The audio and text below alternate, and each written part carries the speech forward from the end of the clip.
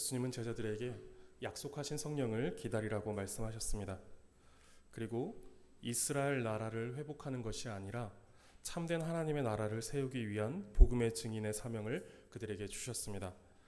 그리고 예수님은 제자들이 보는 가운데 하늘로 올라가셨습니다. 이제 예수님은 지상 사역을 완수하시고 영광과 권세의 자리인 하나님 우편에 앉으시어 천상의 사역을 이어가십니다. 제자들은 이제 예수님 없이 복음의 사역을 해나가야 하는 것처럼 보입니다. 그러나 여전히 복음의 사역은 예수님께서 주도적이고 또 주권적으로 해나가십니다. 그 일에 제자들은 일꾼으로 사용되는 것입니다.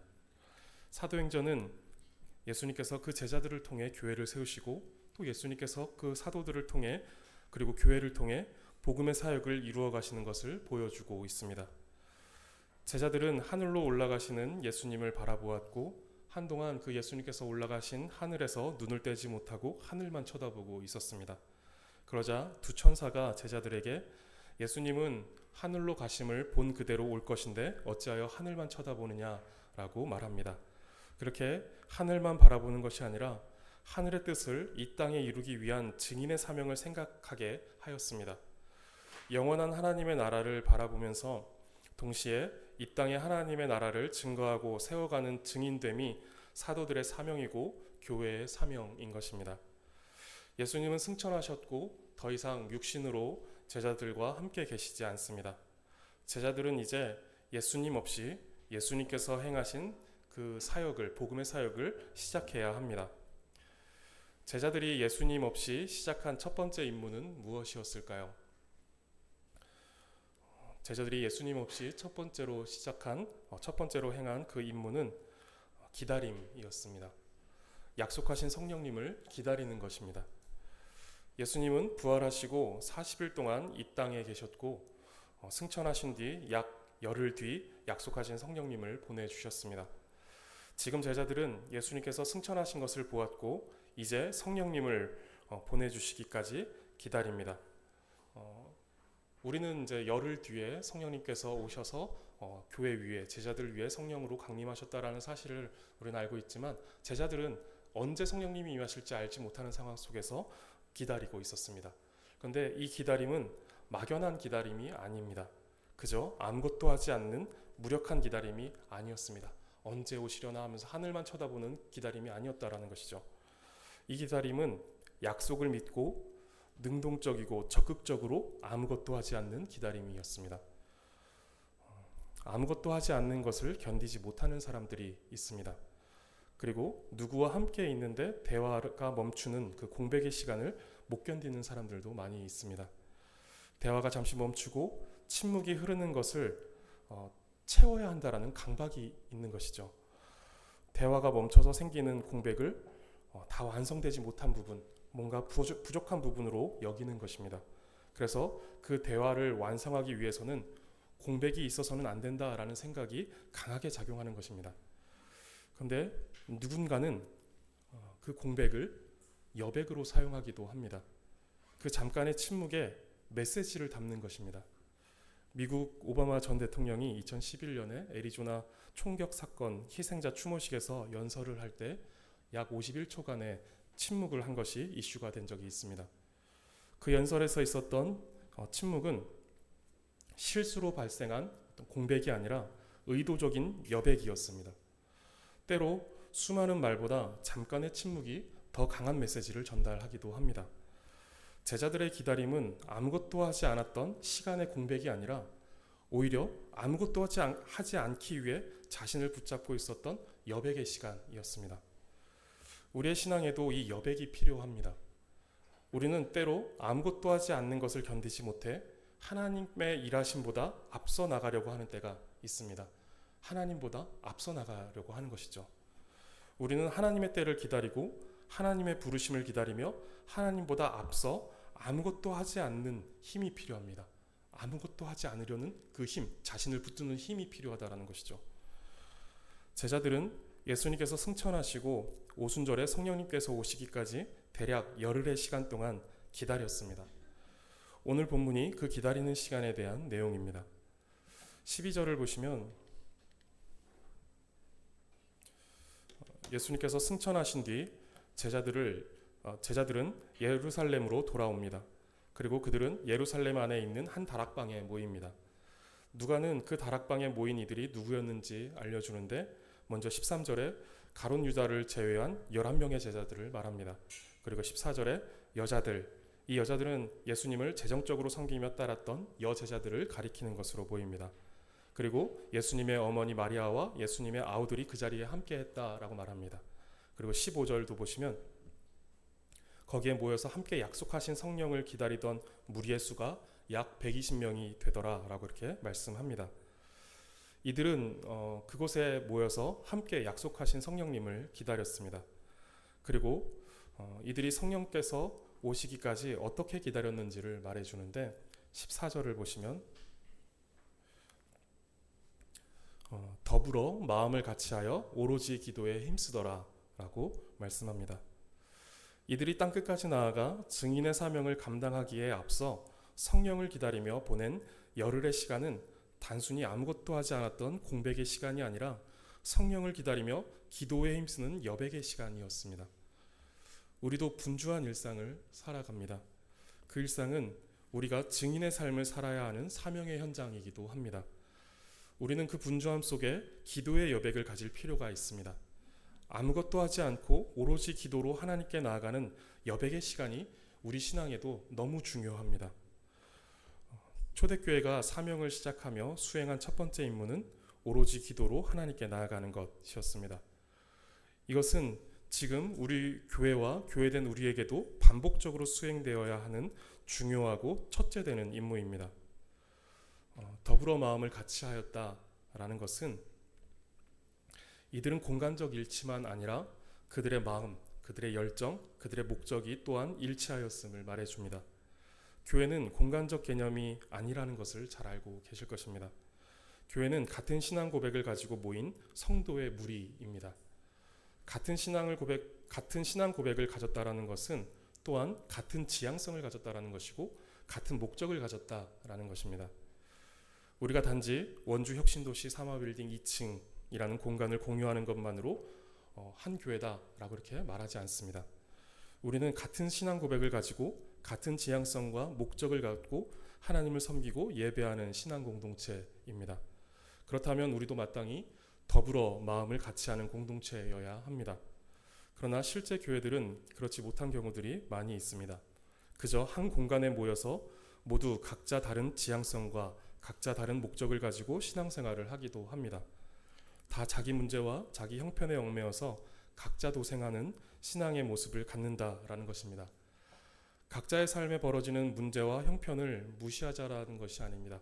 그것은 다 무시하고 우리는 교회에서 성경이 말하는 하나의 목적만 가지고 우리의 삶을 다 무시해버리고 이것만 붙들자라고 하는 것이 아니라는 것이죠. 다만 그것이 우리 신앙을 얽매이게 해서는 안 되고 그것이 단지 개인의 문제로 다루어져서는 안 되는 것입니다.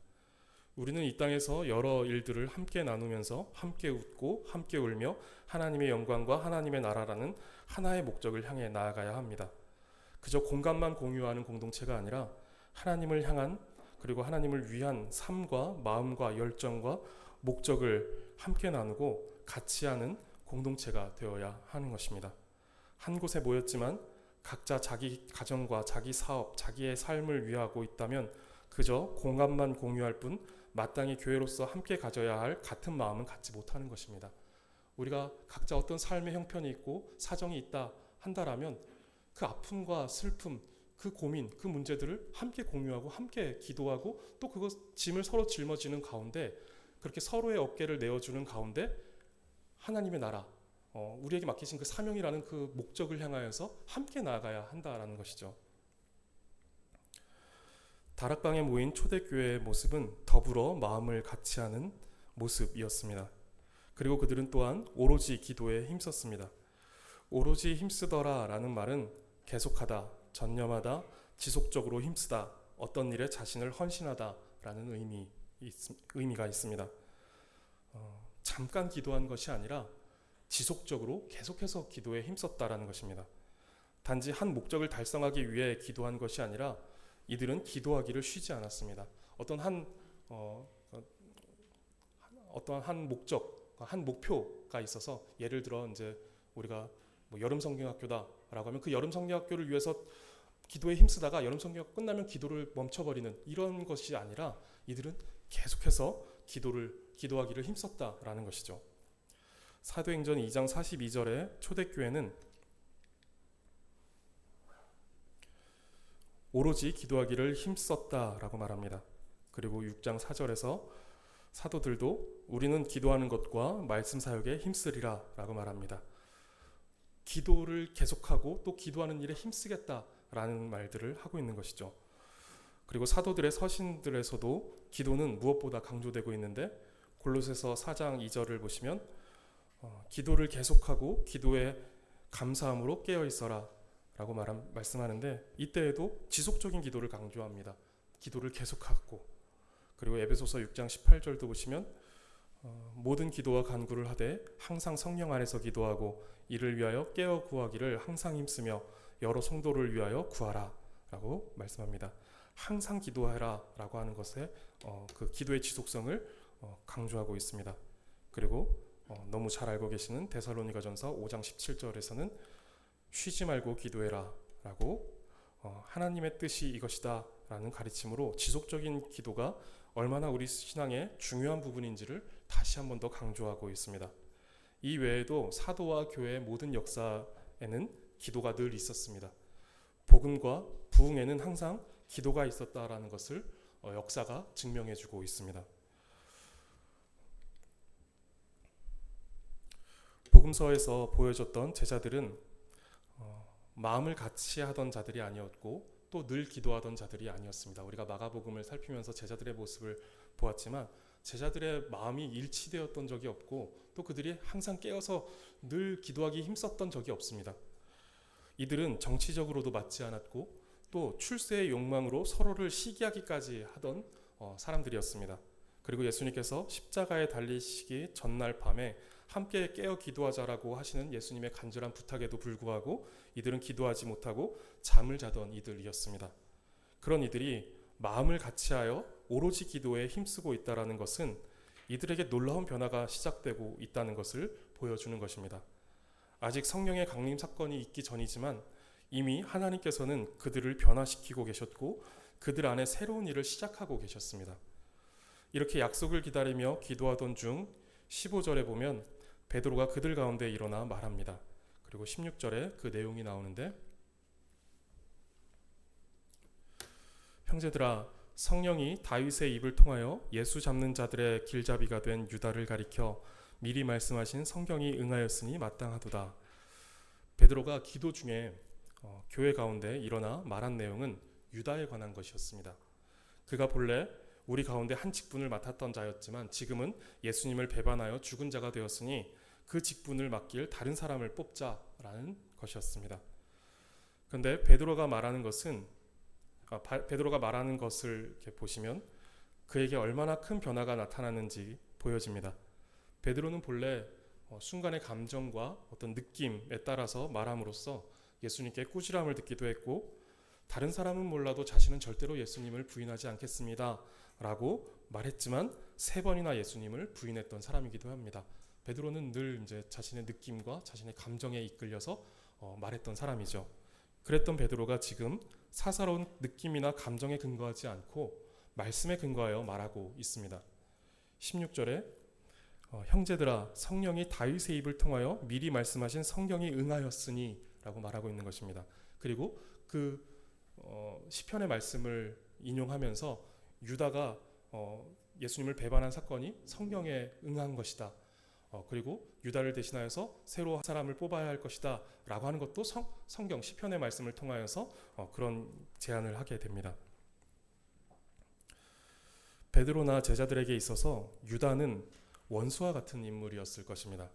유다만 아니었어도 그들이 이런 위기에 있지 않았고 스승이었던 예수님께서 십자가에서 그렇게 비참한 죽음을 맞지 않았을 것이기 때문입니다.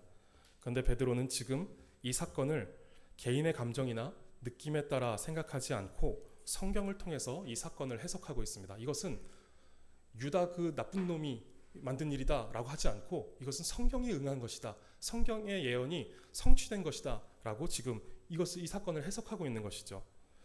유다의 배반이 성경에 응하여 된 것이다 라고 말하는 것입니다. 이 안목이 열리는 것이 너무 중요합니다. 우리에게도 이러한 안목이 필요합니다. 우리의 삶에 벌어지는 여러 사건과 사고들을 말씀 안에서 해석하는 것이 필요하다라는 것이죠.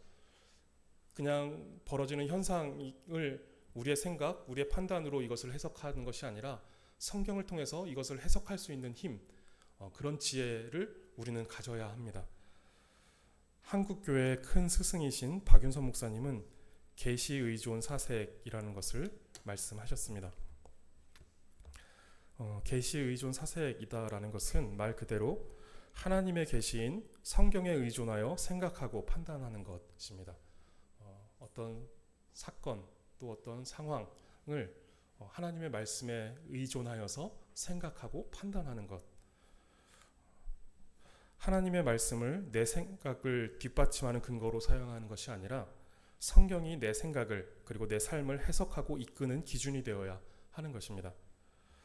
예를 들어 직장에서 억울한 일을 당했을 때 저 사람이 나를 무시하네, 내가 누군지 보여주겠어, 또는 저런 사람은 상종하지 말아야지 라는 생각을 하는 것이 일반적입니다. 그런데 계시 의존 사색을 하게 되면 내 생각, 내 감정, 내 판단이 아니라 말씀이 그 상황을 해석하고 말씀이 나를 이끌도록 하는 것입니다. 저 사람이 나를 무시하고 그래서 억울한 일이 생겼다라는 분명한 사실 확인은 합니다. 그러나 그러한 일에 대해 성경이 뭐라고 말을 하는지, 말씀하고 있는지를 살피는 것입니다. 그리고 내 감정이 나를 이끄는 것이 아니라 말씀이 나를 이끌도록 하는 것입니다. 내 감정에 따라서 판단하고 내 감정에 따라서 움직이는 것이 아니라 하나님의 말씀이 나에게 무엇라고 말씀하시는지, 이 상황에 대해서 어떻게 하라고 말씀하고 계시는지를 생각하는 것이죠. 그리고 그 말씀이 나를 이끌도록, 그 말씀에 따라서 행동할 수 있도록 나를 그 말씀 앞에 내어드리는 것입니다. 이것이 계시 의존 사색입니다. 내 감정과 느낌과 판단은 우리에게 벌어지는 상황을 선하게 품어낼 능력이 없습니다. 그러나 하나님의 말씀은 참된 진리의 말씀이기 때문에 모든 상황을 선하게 품어낼 능력과 지혜가 있는 말씀입니다. 우리는 이것을 인정해야 하고 또 이것을 인정함으로 그 말씀을 따라서 우리의 상황을 판단할 수 있고 또 그 말씀에 이끌림 받고자 우리를 내어드릴 수 있어야 하는 것이죠. 하나님은 그 말씀을 우리에게 주셨습니다. 우리는 이 복된 말씀에 의존하여 생각하고 판단하는 힘을 길러야 할 것입니다. 베드로는 기도 중에 유다의 배신에 대해 생각하며 말씀에 근거하여 해석하고 판단합니다. 그리고 그 직분을 새롭게 채울 한 사람을 보충해야 할 것이다 라고 말합니다. 그렇게 그 자리에 있던 이들은 유다를 대신할 사도를 뽑는데 마띠아가 선출됩니다. 그런데 그 마띠아를 선출하는 과정을 생각해 볼 필요가 있습니다.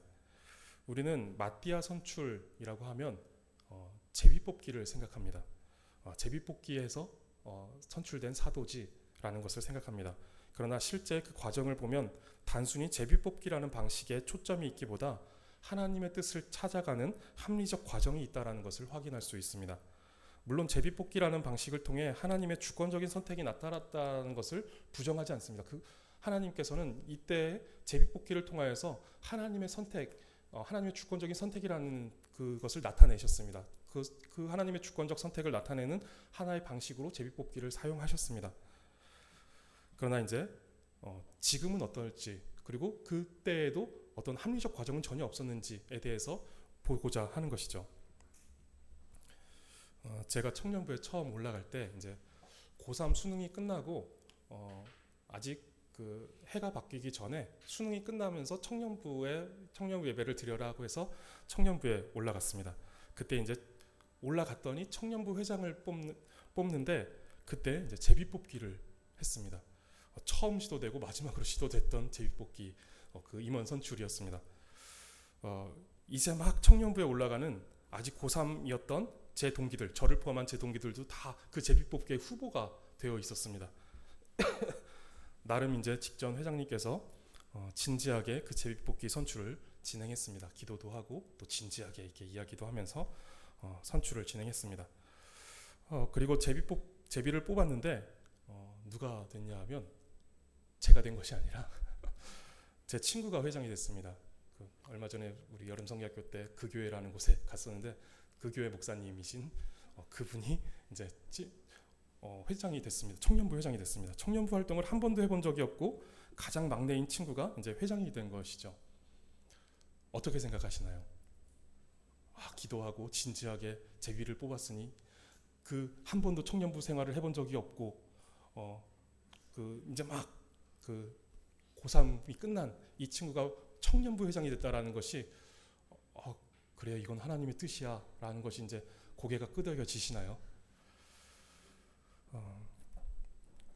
그렇게 믿어보려고 해볼 수는 있겠지만 합리적으로 납득되는 것은 힘들 것 같습니다.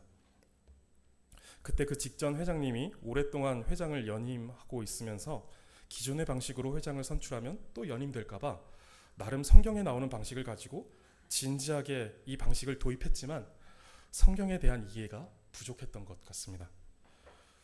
지금은 그렇게 제비 뽑아서 하나님의 뜻을 확인하지 않습니다.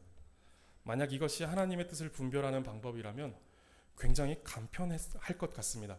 굳이 이런저런 회의를 할 것 없이 안건이 들어오면 제비 뽑아볼까요? 라고 해서 이제 제비를 뽑아서 하나님의 뜻이 이거네요 이렇게 합시다 라고 하면 얼마나 편할까요? 그런데 성경은 하나님의 뜻을 분별하는 일을 우리에게 그렇게 가르쳐주고 있지 않습니다. 지금 마띠아를 선출하는 과정이 그것을 가르쳐줍니다. 마띠아를 선출하는 과정을 보시면 먼저 사도의 조건을 제시합니다. 21절과 22절인데 첫 번째 조건은 요한의 세례로부터 우리 가운데 올려져 가신 날까지 주 예수께서 우리 가운데 출입하실 때에 항상 우리와 함께 다니던 사람이어야 한다라고 말합니다. 예수님의 공생의 모든 과정과 부활 승천하시는 것을 모두 다 직접 목격하고 경험한 사람이 되어야 한다라고 하는 첫 번째 사도의 조건을 이야기합니다. 그리고 두 번째는 우리와 더불어 예수께서 부활하심을 증언할 사람이어야 한다는 것입니다. 단지 예수님을 좋아하는 사람이 아니라 자신의 모든 것을 바쳐서 예수님의 그 부활을 증거할 증인의 삶을 살 수 있어야 하는 사람이다라는 것입니다. 이 조건이 그저 이제 말을 잘하는 사람이라는 것이 아니라 당시에는 예수님을 증거한다라는 것은 목숨을 걸고 해야 하는 일이었죠. 그래서 사도들은 다 예수님의 부활을 증거하다가 죽었습니다. 순교했죠. 그래서 이것이 굉장히 중요한 모든 것을 바쳐서 예수님을 따를 수 있느냐라는 것이 또 중요한 조건이었습니다. 이러한 두 개의 조건을 말하고 23절에 그들이 두 사람을 내세우니 라고 말합니다. 합리적 판단을 따라 120명에서 2명의 후보자로 추려진 것입니다. 그러니까 그저 제비 뽑아서 120명이 다 제비 안에 들어가서 그 중에 한 사람을 뽑아낸 것이 아니라 120명 가운데 2명의 후보를 정하는 어떤 합리적인 판단과 어떤 그런 과정이 있었다라는 것이죠. 그 2명의 후보는 요셉과 마띠아였습니다. 두 사람은 모두 앞선 이 두 개의 조건을 충족시키는 사람들이었습니다. 이제 두 사람 중 누가 11사도의 한 사람이 12사도의 한 사람이 되어도 전혀 문제가 되지 않는 상황입니다. 그리고 거기서 마띠아가 선출됩니다. 근데 우리가 성경을 보시면 이 마띠아보다 이 요셉이라는 사람에 대한 수식이 더 깁니다. 바사바라고도 하고 유스도라는 별명도 가진 요셉이다. 하나는 마띠아라라고 말합니다. 그냥 마띠아가 요셉이 훨씬 더 인정받는 사람이었을지도 모릅니다. 그 유스도라는 것은 올바른 의로운이라는 뜻을 가진 사람입니다. 그런 별명을 가지고 있던 사람이니 이 사람이 얼마나 훌륭한 사람인지를 볼 수 있는 것이죠. 그리고 마띠아는 이후에 성경에 등장하지 않습니다. 근데 이 요셉이라는 사람은 사도행전에 몇 번 더 등장합니다. 좋은 훌륭한 교사였다, 교회 직분자였다라는 내용이 이제 담깁니다. 그러니까 이 요셉이라는 사람은 훌륭한 신앙의 사람이었고 인격자였다라는 것을 말해줍니다. 그러니 아마도 다 이제 요셉이 사도가 될 것이다라고 생각했을 것입니다. 그러나 제비를 뽑은 결과 마띠아가 선출됩니다. 요셉은 이것을 하나님의 뜻으로 잘 받아들여서 자신의 자리에서 충성되게 그 사명을 감당했습니다. 그래서 이후에도 사도행전에 계속해서 이 사람은 교회의 중요한 직분을 맡아서 충성했던 사람으로 나타나고 있는 것이죠. 참 멋진 모습이고 그가 얼마나 훌륭한 신앙 인격을 가졌는지 알 수 있습니다. 그런데 지금 주목하려고 하는 것은 마띠아가 선출되는 과정 속에 하나님의 뜻을 분별하는 방식입니다. 본문을 보시면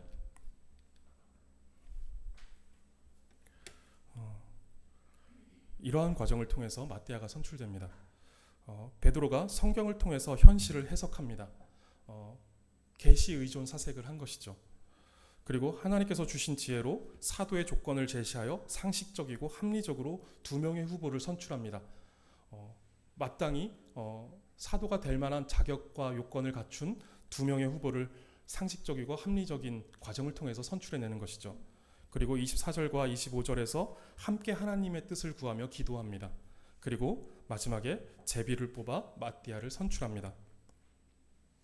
제비를 뽑는 것은 구약시대에 하나님의 뜻을 판단하는 방식이었습니다.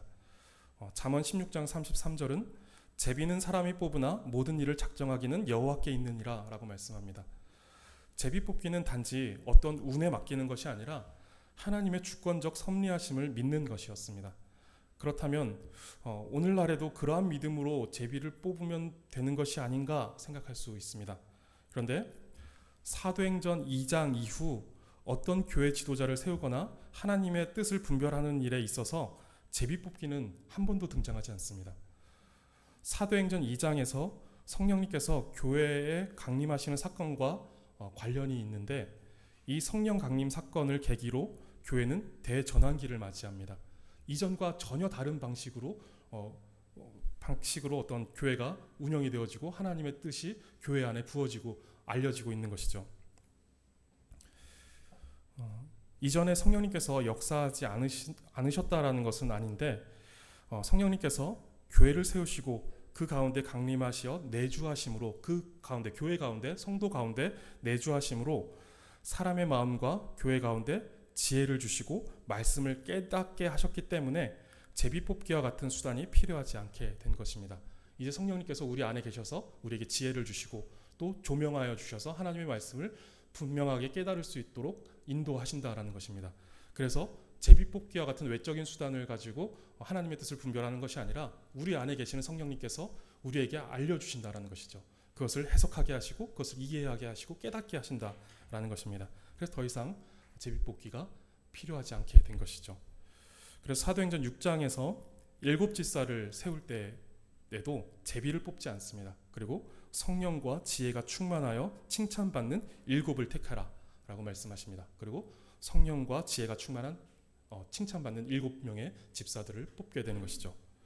그리고 사도행전 13장에서 안디옥 교회가 바울과 바나바를 선교 사역을 위해 따로 세워 파송할 때에도 선교사로 파송할 때에도 제비를 뽑지 않고 안디옥 교회가 금식하며 기도할 때 성령님께서 그들에게 알려주십니다. 여기서 이제 우리가 주의할 것은 어느 한 사람에게 직통계시로 알려주신 것이 아니라 공동체에게 안디옥 교회에게 알려주셨다라는 것을 우리는 생각해야 합니다. 그리고 15장에서 보시면 최초의 교회 회의인 예루살렘 공의회가 사도행전 15장에서 열립니다. 회의가 열렸다라는 것은 하나님의 뜻을 알고자 함입니다. 그래서 말씀과 기도 그리고 성도 간의 신학적 토론과 합의를 통해 하나님의 뜻을 확증하는 것입니다. 마띠아를 선출할 때 사용된 제비뽑기는 성령님께서 강림하시어 성령께서 모든 것을 새롭게 하시기 전 하나님의 뜻과 주권적 섭리를 나타내신 것으로서 마띠아 선출로 그러한 방식은 이제 끝이 났습니다. 그리고 성령님께서 교회에 강림하시고 내주하시는 새로운 교회의 시대에는 더 이상 제비를 뽑아 하나님의 뜻을 분별하지 않습니다. 우리는 하나님의 뜻을 분별할 때 그래서 성경 그리고 합리적 사고, 기도 그리고 제비 뽑기가 아니라 공동체의 확증을 통해서 우리는 하나님의 뜻을 확인하게 됩니다. 그래서 이제 우리 교회를 회의체라고 합니다. 당회와 노회와 총회. 그래서 그 당회를 통해서 하나님께서 우리 교회에 주시는 하나님의 뜻이 무엇인가를 우리는 확인합니다. 우리는 지금 당회가 조직되어 있지 않기 때문에 미조직 교회이기 때문에 재직회를 통하여서 우리는 회의를 거쳐 그리고 공동위회를 통해 하나님의 뜻이 무엇인가를 확인합니다. 그리고 더 넓은 의미에서의 하나님의 뜻을 확인하기 위해서 노회가 열립니다. 주보에 실렸는데 이제 내일 모레 임시노회가 열리는데 거기서도 이제 그저 행정적인 사무 처리를 하는 것이 아니라 그 행정적이고 사무적인 일을 처리하는 가운데 하나님의 뜻이 나타나기를 바라고 또 그곳에 이제 하나님의 뜻이 나타난다라는 것을 우리는 믿고 기도하는 것이죠. 그리고 1년에 한 번 총회가 열립니다. 더 넓은 의미에서의 또 하나님의 뜻을 우리가 확인하는 것이죠. 그래서 이런 공동체의 확증을 통해서 성경, 합리적 사고, 기도 이것은 물론이고 결정적으로 공동체의 확증을 통해서 우리는 하나님의 뜻을 확인하는 것입니다. 이러한 과정 속에서 사람의 생각이나 죄의 영향을 최대한 차단하고 하나님의 뜻을 확인하고 하나님께서 주권적으로 역사하시기를 구하는 것입니다. 오늘 본문은 사명을 받은 교회가 하나님의 뜻에 순종하여 하나님의 인도하심을 기다리고 또한 하나님의 뜻을 찾아 공동체를 세워가는 과정에 대한 내용을 말씀하고 있습니다. 하나님의 뜻이 너무 중요한 것이죠. 하나님의 뜻 가운데 교회가 세워지고 교회가 또 인도되고 이끌림바 되고 또 교회가 기다리기도 하고 하는 이런 내용들이 담겨 있는 것입니다. 사도행전에서 사도들은 주도적인 인물들이 아니었습니다. 이들은 하나님의 뜻을 구하고 하나님의 뜻에 순종하는 이들입니다. 그래서 때로는 기다리고 때로는 구하고 찾는 일들을 합니다. 그들의 삶과 사명을 이끄시는 분은 하나님이시기 때문에 그렇습니다. 오늘 교회의 주인은 누구시고 성도님들의 인생의 주인은 누구십니까? 성도님들은 주인 되시는 하나님의 뜻을 구하고 계십니까? 그분의 뜻을 기다리고 계십니까? 그리고 그분께서 이끌어 주실 것을 갈망하고 계십니까? 하나님은 오늘도 온 교회의 주인이시고 모든 성도의 주인이십니다. 내 뜻과 내 의지, 내 생각과 판단으로 분주해진 삶을 멈추고 하나님의 뜻을 기다리는 신앙의 여백을 가지시기 바랍니다. 우리는 우리의 뜻대로 살아가는 사람들이 아닙니다. 하나님의 뜻을 따라서 움직이고 하나님의 뜻을 따라서 멈추는 사람들입니다. 광야에서 불기둥과 구름기둥이 움직일 때 따라 움직였고 그것이 몇 날 며칠이고 멈춰 있을 때는 멈춰 있었던 것처럼 우리는 하나님의 뜻에 하나님의 의지에 따라서 살아가는 사람들입니다. 그러기 위해서 우리는 신앙의 여백을 가지고 하나님의 뜻을 구하며 하나님을 바라보는 시간들이 필요하다는 것이죠. 그리고 교회와 우리의 삶에 하나님의 뜻이 이루어지기를 바라며 성경과 합리적 사고와 기도 그리고 공동체의 확증을 통해 하나님의 뜻을 부지런히 구하시고 그 확인된 뜻에 순종하며 증인의 삶을 살아가시기를 바랍니다. 우리 교회와 성도님들의 삶에 하나님의 뜻이 선명하게 나타나기를 바라고 또 그 뜻에 순종함으로 우리를 통해 하나님의 나라가 땅끝까지 확장되기를 바라겠습니다.